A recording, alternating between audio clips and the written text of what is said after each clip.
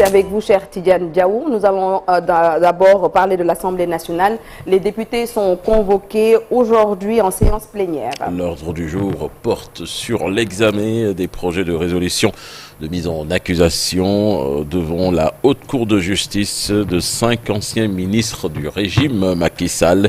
Il s'agit de Moustapha Diop, Ndeye Saly Diop, Mansour Faye, Sophie Gladima et Ismaël Madior Fall. Cette procédure fait suite à des enquêtes sur la gestion des fonds Force Covid-19 où des irrégularités ont été relevées par un rapport de la Cour des comptes. Ismaël Madior Fall, lui, est poursuivi pour une affaire distincte de corruption présumée. Puis l'interdiction de vente de moutons sur le parking du stade Léopold Sédar Senghor qui fait jaser. Une interdiction qui n'est pas sans conséquence. Les riverains du stade se plaignent de cette situation qui d'ici ne les arrange pas du tout. Cette mesure entraîne de facto la baisse de leurs revenus journaliers. Ils invitent l'autorité à revoir sa position afin qu'ils puissent s'activer sur les lieux avant les JOJ de 2026. Un reportage signé Habib Faye. Ne sera vendu sur le parking du stade Léopold Sédar Senghor cette année. L'arrêté du gouverneur de Dakar est passé par là. Mais cette interdiction n'est pas sans conséquence. Les vendeuses voient déjà une soustraction de leurs revenus quotidiens. Mais c'est trop dur. Nous sommes encore sous le choc. C'était notre lieu de travail. Cet espace nous permettait de gagner dignement nos vies et d'arriver à subvenir aux besoins de nos proches. On faisait tout ici. Certains avaient de mini-restaurants et d'autres vendaient des rafraîchissements pour ceux qui travaillent ici. Mais on n'a plus rien aujourd'hui. C'est la volonté divine. On ne peut pas se battre avec plus fort que soi. C'est la vie. Même son de cloche chez ces femmes de charge. On gagnait beaucoup d'argent grâce à notre travail. Nous avions toujours des vêtements à laver. Ça marchait très bien. Mais on n'a plus rien maintenant. Nous avons même des problèmes pour payer nos loyers. C'est triste. On a besoin d'argent pour nourrir nos moutons qu'on a laissés au village. Sinon, on ne pourra pas les vendre à l'approche de la Tabaski. En plus, il y a d'autres vendeurs de moutons qui s'installent ici chaque année. Nous faisons le linge pour eux aussi. Toutes ces années écoulées, ils s'installaient ici près du guichet. Ils s'inquiètent de la situation.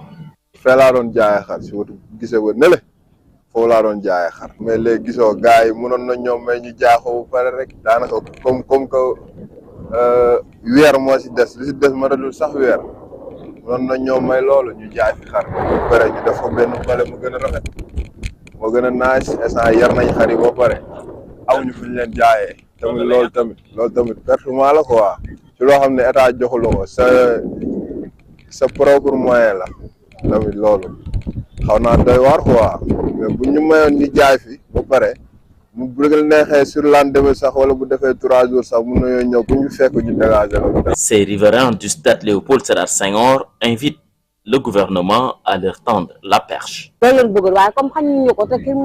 ne peut s'en remettre qu'à Dieu.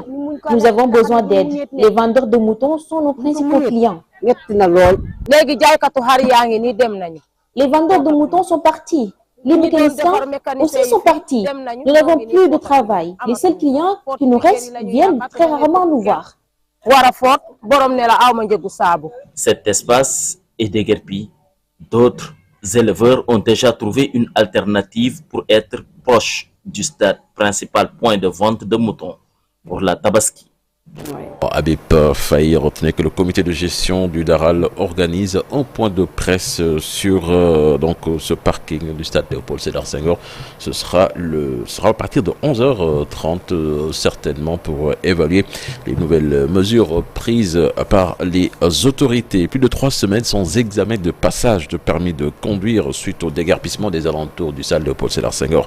Les moniteurs montent au créneau. L'amicale dans laquelle ces moniteurs se sont réunis invite plutôt l'État à remédier à cette situation. Khalifa Ndiaye, le secrétaire général, parle d'un manque à gagner de près d'1 milliard de francs CFA pour l'État du Sénégal. Ils ont tenu un point de presse hier. Je vous propose d'écouter. Ces propos sont recueillis par Yaya Diallo et Dissa Prera. L'amicale des moniteurs employés d'auto-école du Sénégal tient à exprimer à travers ce point de presse sa vive préoccupation face à l'arrêt brutal et prolongé des examens de conduite, suite au déguerpissement du site d'examen du stade Léopold Sédar Senghor, sans solution de rechange à ce jour. Depuis plusieurs semaines, nos structures de formation sont paralysées. Des centaines de candidats formés, prêts à être évalués, attendent désespérément une date d'examen. Ce blocage met en danger des centaines d'emplois directs et menace la viabilité économique de nos établissements. Nous déplorons avec regret le laxisme notoire de la Direction générale des transports routiers, qui, malgré de multiples arrêts, n'a entrepris aucun acte concret pour établir le cadre normal des évaluations ou proposer un site alternatif fonctionnel. C'est pour cela que nous appelons le ministre des Infrastructures, des Transports terrestres et aériens à intervenir en urgence. Les autorités administratives à prendre leurs responsabilités pour garantir la continuité du service public des examens de conduite. L'ensemble des auto-écoles à se mobiliser pacifiquement pour exiger le respect de leurs droits et celui des apprenants. Un système de sécurité routière efficace commence par une formation rigoureuse et accessible. Le silence administratif actuel compromet dangereusement cet impératif. Et c'est un manque à gagner pour les auto-écoles et c'est un dilemme pour les candidats. L'État du Sénégal, à travers les examens, même récupère de l'argent avec les timbres. Malheureusement, aujourd'hui, depuis, il y a au moins une moyenne de 10 000 élèves qui n'ont pas eu à passer leur permis. Les 10 000 élèves, c'est 10 000 fois 10 000 francs, c'est 1 milliard de francs. Donc ce manque à gagner, d'abord c'est pour l'État.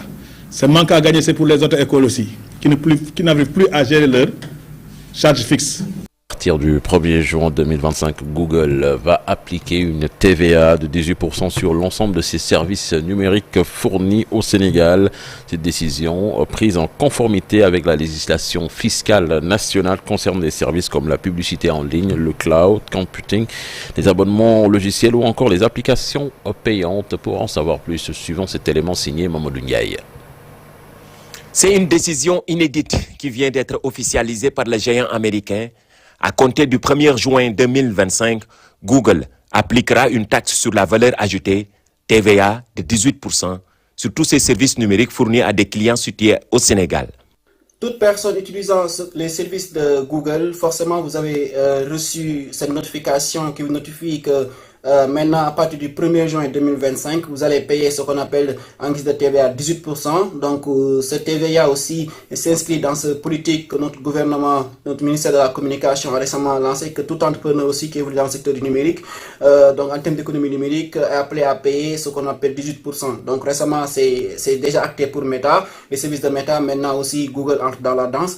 Cette TVA ne concerne pas les revenus des créateurs de contenu comme les youtubeurs.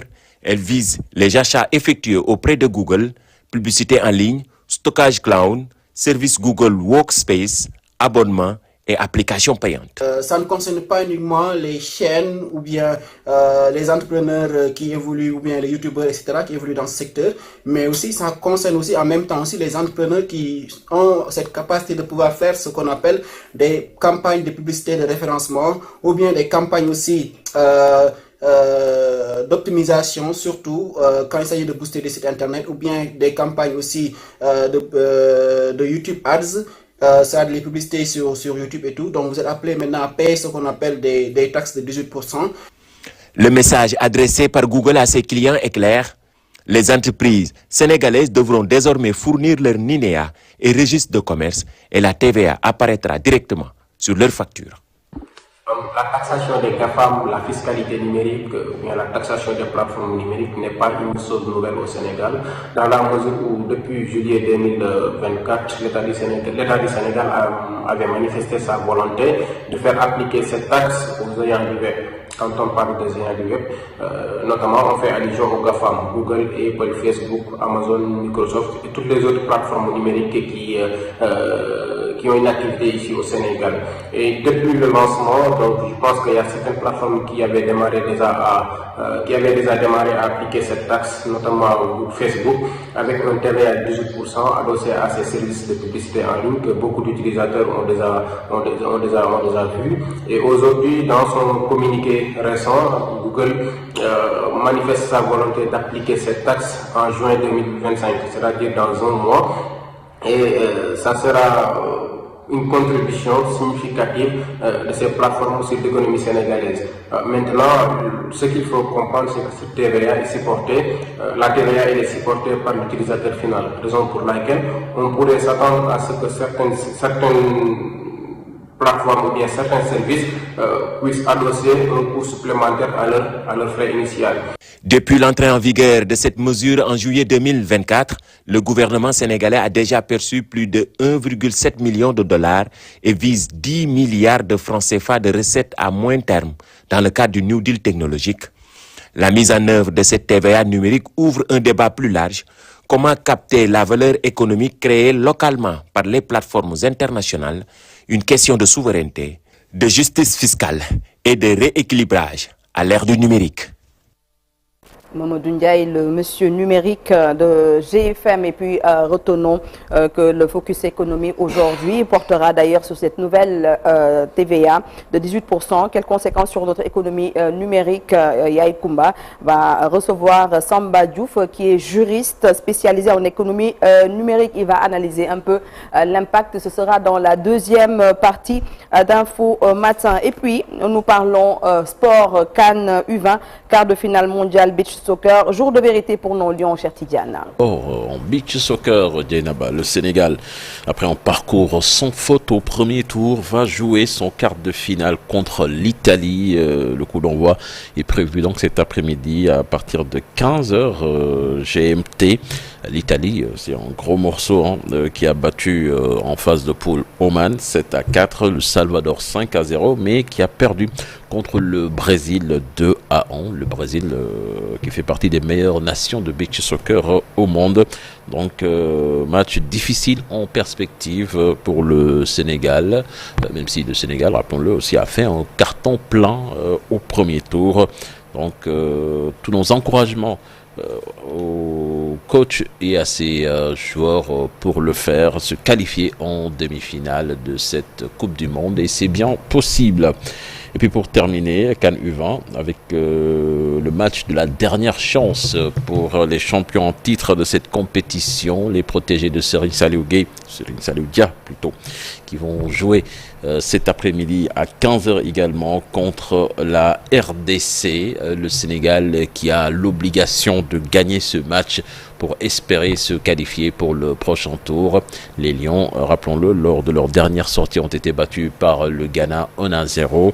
Lors de leur première sortie, ils avaient fait match nul en but partout contre la Centrafrique.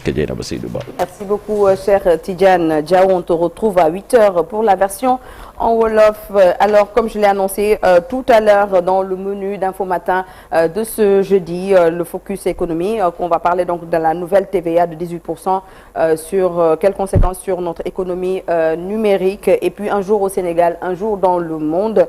On va se rappeler aujourd'hui de Fanta Keita, donc le 8 mai 1981, la championne de judo aurait eu 44 ans aujourd'hui. Malheureusement, l'ancienne championne d'Afrique est décédée le 30 octobre 2006 au Maroc dans des circonstances effroyables à l'âge de 25 ans.